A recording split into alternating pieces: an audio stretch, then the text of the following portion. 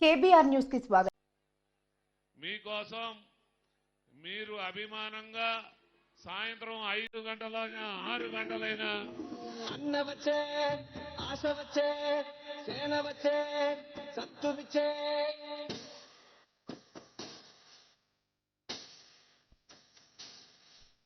కలగల గాజు లేరే గుండాలకు గుండె చెంగరే మన మన మన మన మన జన జన జన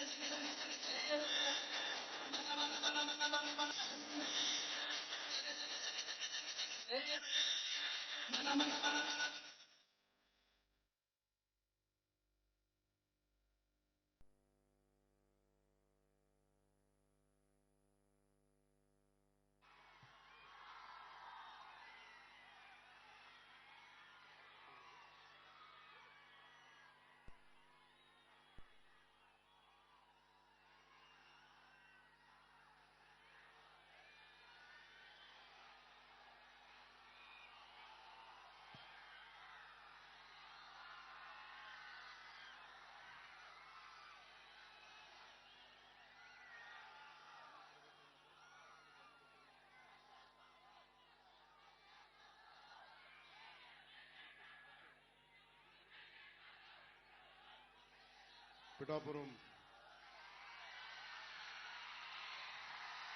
పుర పెద్దలకు, అన్నదమ్ములకు, మా ఆడపడుచులకు, తల్లులకు, అక్క చెల్లెలకు, యువతులకు హృదయపూర్వక నమస్కారం. మా జనసేన నాయకులందరికీ, పిఠాపురం నియోజకవర్గ నాయకులందరికీ, రాష్ట్రం నుంచి వచ్చిన జనసేన నాయకులందరికీ, నాతో పాటు వేదికని పంచుకున్న కూటమి విజయానికి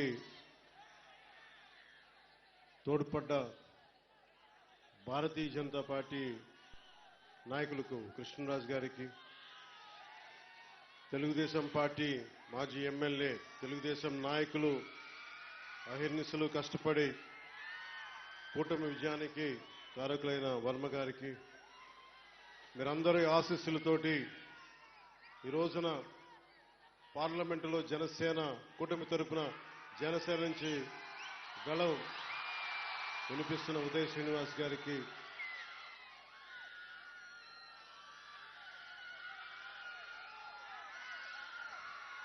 వేదిక పైన ఉన్న పెద్దలందరికీ, తమ్మయ్య బాబు గారికి నా హృదయపూర్వక నమస్కారం, తుమ్మల బాబు గారికి నా హృదయపూర్వక నమస్కారం. అఖండ విజయంతో 2019లో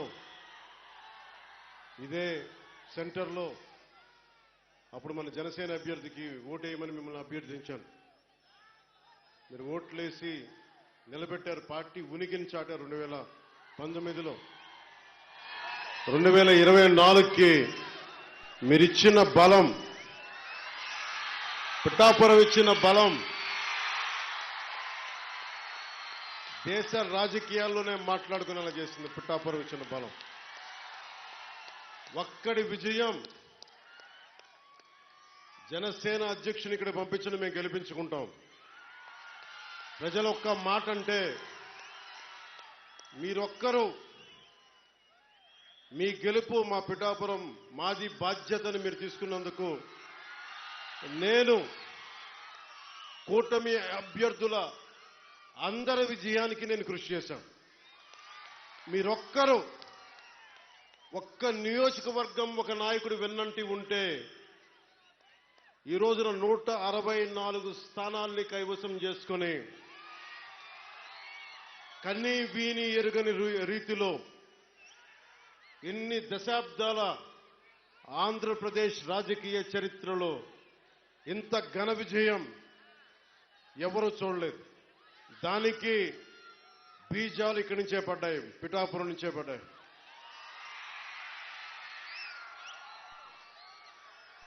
మీరిచ్చింది మామూలు శక్తి కాదు. నేను ఎంత ఉబిళ్ళూరిపోయానో. గెలుపు పిఠాపురంలో కూటమి తరపున జనసేన ఆధిక్యతలో ఉంది. పవన్ కళ్యాణ్ మనకి మెజారిటీ ఇంత ఇంత అని చెప్తా ఉంటే అనుక్షణం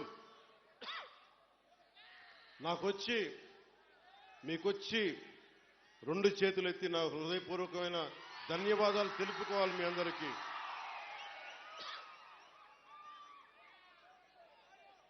అనుక్షణం బుబిళ్ళూరన్. కానీ నేను ఒక కూటమిని కీలకంగా భారతీయ జనతా పార్టీ అగ్రనాయకత్వంతో సంప్రదింపులు జరిపిన వాడిని, కూటమిని ముందుకు తీసుకెళ్లిన వాడిని కాబట్టి నాకు బాధ్యతలు ఎక్కువైపోయాయి.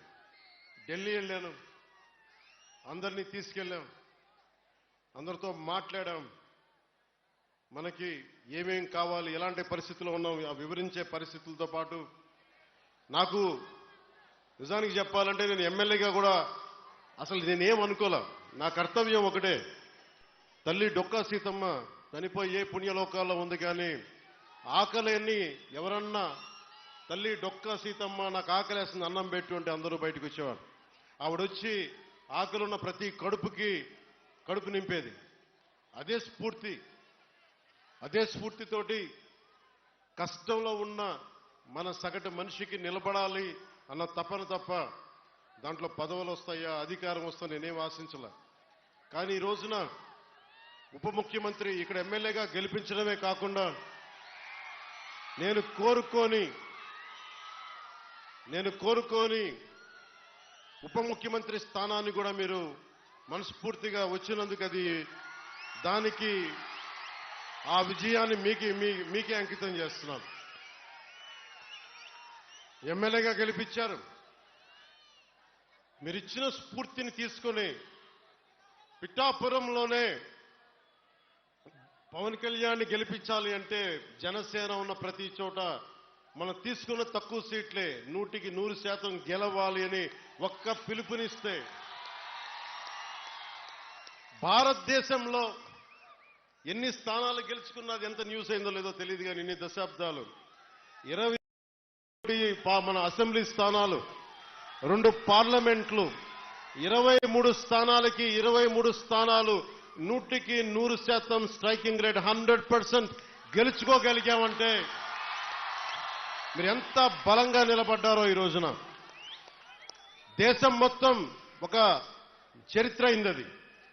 భారతదేశపు రాజకీయ చరిత్రలో ఇలాంటి అద్భుతమైన విజయం ఎవరు చూడలా. అది ఇచ్చినందుకు జన సైనికులకి, ముందుగా వీర మహిళలకి,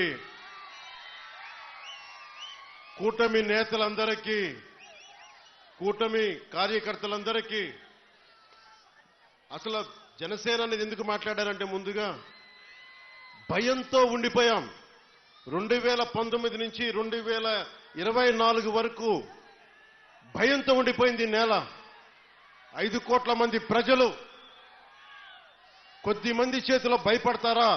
ఐపీఎస్లు, ఐఏఎస్లు, అధికార యంత్రాంగం భయపడిపోయే పరిస్థితుల్లో నేను బయటకు వచ్చి నిలబడితే, అన్నా మీతో పాటు మేము ఉన్నామని మా తల్లులు, మా అక్క చెల్లెలు, మా ఆడపడుచులు, మా వీర మహిళలు రౌడీలకు ఎదురొచ్చారు, కేసులు పెట్టించుకున్నారు, అటెంప్ట్ మర్డర్ కేసులు కూడా పెట్టేశారు.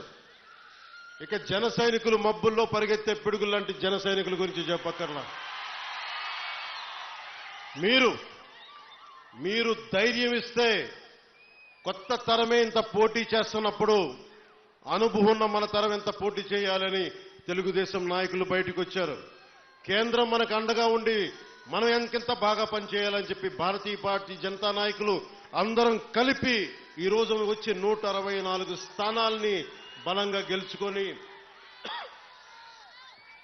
ఒకటే అన్నారు కదా మనల్ని, నువ్వు అసెంబ్లీలోకి ఎలా అడుగు పెడతావో మేము చూస్తాం.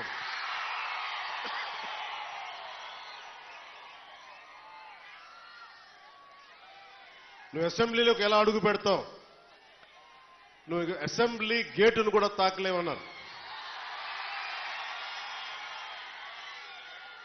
నేను ఎంత సీరియస్ గా తీసుకున్నా నాకు తెలియదు, నేను విన్నా వదిలేశా. కానీ మీరు ఇచ్చిన విజయం పిఠాపురంలో మీరు చాలా సీరియస్ గా తీసుకున్నారు. మా వర్మ గారు చెప్పారు, గేటు నెట్టుకొని రావడం కాదు, బద్దలు కొట్టుకొని వస్తాడు పవన్ కళ్యాణ్. మా వర్మ గారు చెప్పిన ఆ వ్యాఖ్యలే, ఆ ప్రొఫెసీయే నిజమైంది ఈరోజు. మరి నాకు ఇంత ఘన విజయం ఇచ్చిన మీకు నేను ఎంత రుణగ్రస్తుణ్ణి. కన్నీరు తొడవలేని అధికారం ఎందుకు, నేను ఎప్పుడు చెప్తా ఉన్నా. నేను మీకు కష్టమైన క్లిష్టమైన పంచాయతీరాజ్ శాఖనే తీసుకున్నాను.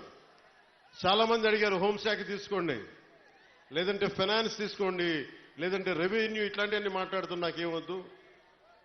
ఈ రోడ్డు గ్రామ స్వరాజ్యం కోసం బాపూజీ కలలు కన్నారు.